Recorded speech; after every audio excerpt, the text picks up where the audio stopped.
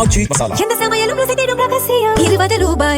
Introducing Growth Guarantee Homes from MP Developers. Trust forever.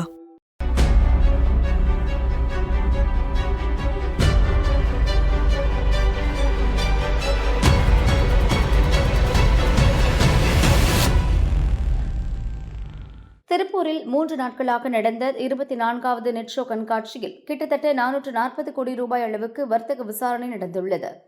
பின்னலாடை தொழிலில் பயன்படுத்தப்படும் நிட்டிங், எம்ப்ராய்டரிங், பிரிண்டிங், ஆடை வடிவமைப்பு இயந்திரங்கள் இக்கண்காட்சியில் இடம்பெற்றன. ஜப்பான், கொரியா, சீனா, துருக்கி உள்ளிட்ட நாடுகளைச் சேர்ந்த நிறுவனங்கள் இயந்திரங்களை காட்சிப்படுத்தின. இயந்திரங்களில் டிஜிட்டல் தொழில்நுட்பத்துடன் AI தொழில்நுட்பமும் இணைக்கப்பட்டிருந்தது. உற்பத்தி திறனை மேம்படுத்த முயன்று வரும் திருப்பூர் பின்னலாடை நிறுவனத்தினர் AI இயந்திரங்களில் அதிக ஆர்வம் காட்டினர்.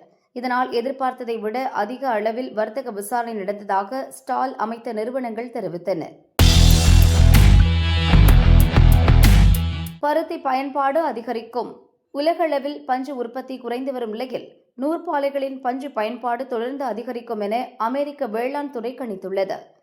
சர்வதேச பருத்தி உற்பத்தி 1176 லட்சம் பேல்களாகவும் நூற்பாலைகளின் பயன்பாடு 1229 லட்சம் பேல்களாகவும் இருக்கும் என தெரிவிக்கப்பட்டுள்ளது. நூற்பாலை பஞ்சு பயன்பாட்டில் சீனா 420 லட்சம் பேல்களுடன் முதலிடத்திலும், இந்தியா 265 லட்சம் பேல்களுடன் இரண்டாவது இடத்திலும் இருக்கும் என கணிக்கப்பட்டுள்ளது. உற்பத்தி குறைந்து பயன்பாடு அதிகரிப்பதால் பஞ்சு தட்டுப்பாடு ஏற்பட்டு விலை உயர வாய்ப்புள்ளது. எனவே பஞ்சு இறக்குமதி வரி விலக்கை டிசம்பர் வரை நீட்டிக்க மத்திய அரசு நடவடிக்கை எடுக்க வேண்டும் என ஸ்பின்னிங் மில் அசோசியேஷன் வலியுறுத்தியுள்ளது.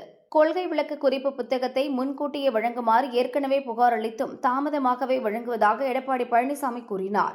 இனி 24 மணி நேரத்திற்கு முன்பாக கிடைக்க அதிகாரிகளுக்கு அறிவுறுத்துவதாக சபாநாயகர் உறுதியளித்தார்.